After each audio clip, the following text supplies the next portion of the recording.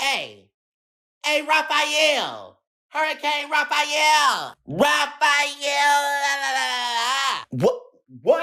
Do us a favor real quick. Yeah, do us a favor. I need you to make a trip to the East Coast and whoop Florida, whoop the out there, and get South Carolina while you at. Don't forget that Georgia too. Wait, hold on, Louisiana. Well, you want some too? Because we trying to spare you right now. We would hate to give you PTSD to Katrina. Wait, what is going on? You want me to get the whole East Coast? Oh, hell yeah. You got to do what you got to do. Just leave New York alone. Go Yankees. Yeah. Leave New York alone. And Virginia. Don't touch Virginia. What is going on? Child, the election was the other night. Oh. Shut the fuck up, Tessie. Slap that too, Raphael. Slap.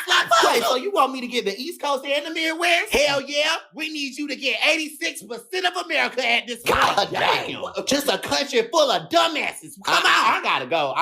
Y'all need to figure out what y'all got going on. I made 2 separate videos before the election. One of the videos said I was gonna vote for Kamala Harris. The other video said I was gonna vote for Donald Trump. And I just wanted to see the mixed reactions from people and how people would react, because I do a lot of work from my hometown, do a lot of work from my community. I work with young boys. And I never said who I was voting for. But I made those 2 videos because I wanted to show people how they are in reality.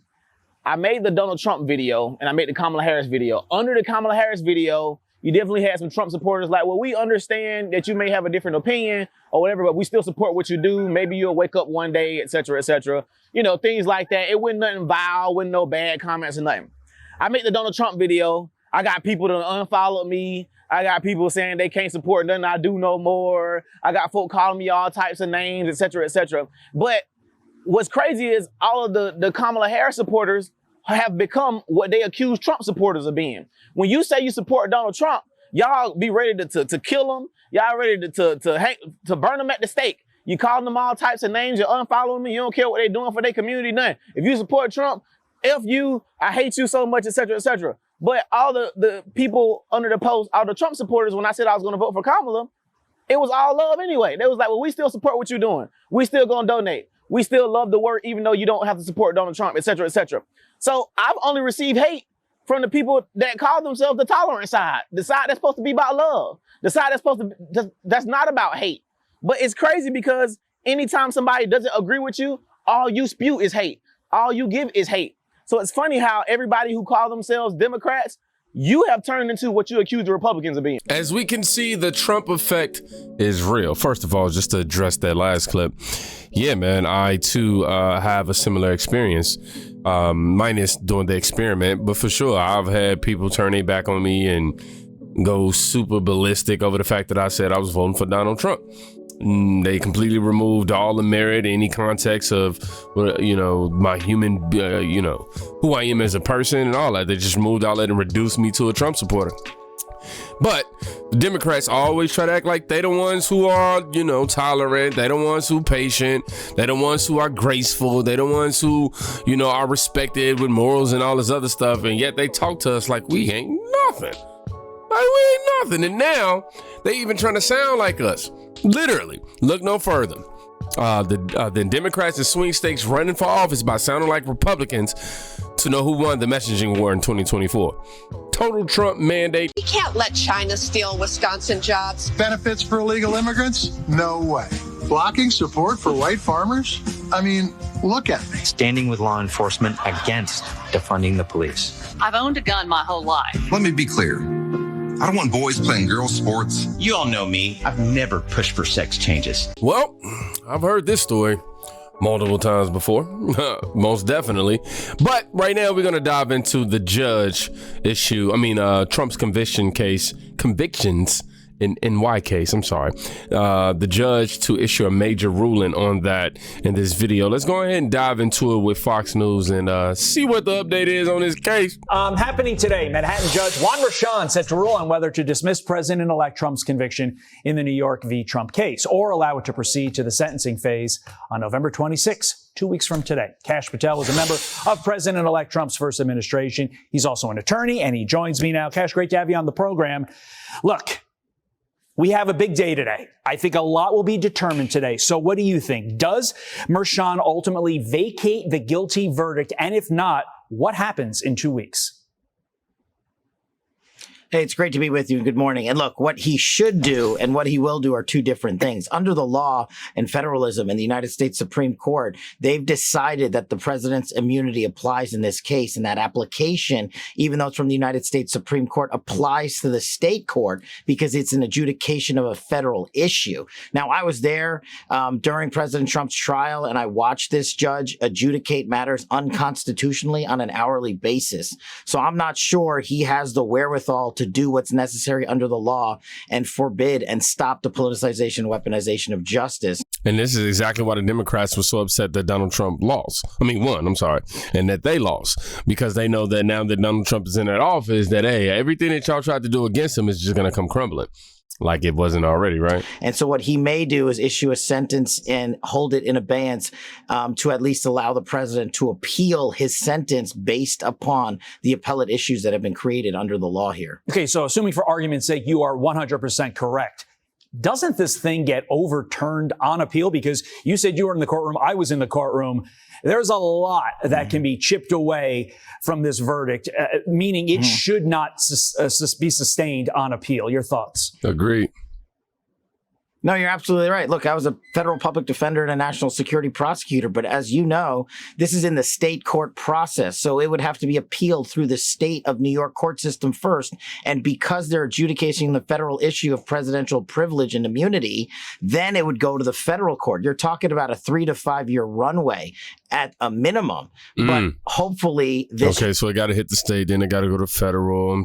I got to repeat that so I'm following along. Judge, and I know that's not a legal basis to continue a case, but hopefully he gets it right and follows the actual law. But here's the thing, Americans voted for President Trump and they believed in his position that the justice system has been weaponized, and this judge should see that and allow this country to be unified under the Supreme Court's ruling. There's an overarching issue here, and it's lawfare against Trump. And I think tied up in with that is this notion that the DOJ, whether it's lawfare against Trump or just in general, how it approaches Trump's agenda is very anti-Trump. And I thought that this tweet from Trump transition attorney Mark Paoletta was fascinating. It warns DOJ lawyers to get on board or get out. If these career employees, DOJ employees, won't implement President Trump's program in good faith, they should leave. Those employees who engage in so-called resistance against the duly elected president's lawful agenda would be subverting American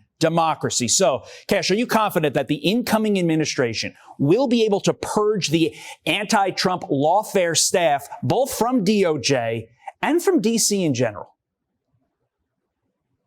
Well, look, it's pretty simple. I was at Main Justice at the National Security Division. The Constitution speaks directly to this. The commander-in-chief is vested with all of the authority for the executive branch. That's what the law says. And President Trump will adjudicate the Department of Justice and all other departments lawfully. You know, you got to remember when folks like this were crying out from the Department of Justice saying their careers, where were they during Russiagate when I led the investigation to expose FISA abuse and corruption? Where were they when they allowed the weaponization of justice at the FBI and the FISA program? I mean, these are the folks that are saying Donald Trump is the one that's going to break the law. He was the victim of it, and they allowed it to occur in their watch. And now their hypocrisy is full shown here by them saying somehow President Trump isn't going to adjudicate it matters based on the Constitution. He is the only one that has done that. And so I think once we apply the Constitution singularly to all, that's a win for America. And I think that's what President Trump's going to deliver. Before we let you go, the president-elect making foreign policy top priority for his next administration, specifically ending wars in the Middle East and Ukraine. 1 week out from Election Day, what do our allies and what do our enemies think of the incoming administration? Well, just look at what's... Election Day was over. Let me double check. When does this video drop? Okay, cool. 6 hours ago. I'm over here like, what? What has happened since President Trump's been elected? Qatar kicks out Hamas. Oil prices are starting to come down. Zelensky's calling President Trump, along with other world leaders, saying we want an end to world wars. And we're, 6 or 7 days out? You know, I was President Trump's chief of staff at DOD, and we led an intelligence-based withdrawal out of many theaters of war. And we focused, as his deputy director of national intelligence, we focused intelligence collection on our adversaries to protect America and make sure the no-fail mission succeeds. succeeds. And we didn't focus on things like DEI, white rage, and climate change. And I think the world is responding to the losses that President Trump had. He sealed the border. He brought home hostages. He ended the forever wars. And these global leaders are seeing it. And I think Iran, who is the state's largest global sponsor of terror, is also seeing it because President Trump is talking to our allies around the world and saying, hey, we're back. And you got me as a commander in chief. So let's make world peace. And I think that's the foreign policy he's going to deliver. Donald Trump coming back, and he got everybody acting right even before that man stepped in that office. Now let's talk about what some of these things can mean. Now that Trump has been elected, what do you think will happen to his cases? Excuse me, still, getting over my signature. It says, in terms of federal cases, election and interference and classified documents, Trump faces 2 significant federal cases brought by special counsel Jack Smith, who he's not so special, given the Department of Justice's stance on not prosecuting a sitting president. These cases are expected to be dismissed or put on hold. Trump could potentially fire Jack Smith for having a new attorney general dismiss the charges. That's possible. In terms of the state cases, the state case involved charges related to tampering with the 2020 election results. Legal experts suggest that the state authorities are expected to honor the federal prohibition against prosecuting a sitting president, effectively freezing the case until Trump leaves office. Wow. Yeah, I can't even breathe trying to read this stuff. New York hush money case. Trump was convicted of 34 felony counts in New York related to falsifying business records, which was so stupid. His lawyers are requesting the case to be thrown out following his election. A decision on this was set to be made by Judge Juan Merchan, but it has been delayed until November 19, 2024. If sentencing goes ahead, it's anticipated that any punishment would be deferred or not included include incarceration due to his presidential duties. Now, in terms of civil cases, we got one more after this. While Trump's election doesn't legally impact ongoing civil cases directly, the court will need to ensure these proceedings do not interfere with his presidential duties. Appeals in civil cases could continue, but any new trials might require special arrangements. Lastly, the general impact of this. Trump's victory potentially allows him to use his presidency as a shield against legal accountability. As a shield against legal accountability? What? They are literally going after this man, like, for no reason. You talking about he's gonna use it as a shield? I mean, I guess I probably just didn't like the way it's worded, but hey, I guess it is what it is. This includes the possibility of influencing or appointing officials who might be sympathetic to his cause, thus affecting the trajectory of legal action. Of course, somebody has to play devil advocate, right? But I don't think that's the case. If Trump actually wanted to go after the people that went after him, it would totally be warranted, in my opinion. I hope that, the House investigates Merchant and his daughter, though. I definitely want to see that happening because she definitely banked off of this for sure. Somebody said, pretty sure America was the jury on this and sentenced him to 4 years as president. So at any point they want to knock off the stupidity with this would be great.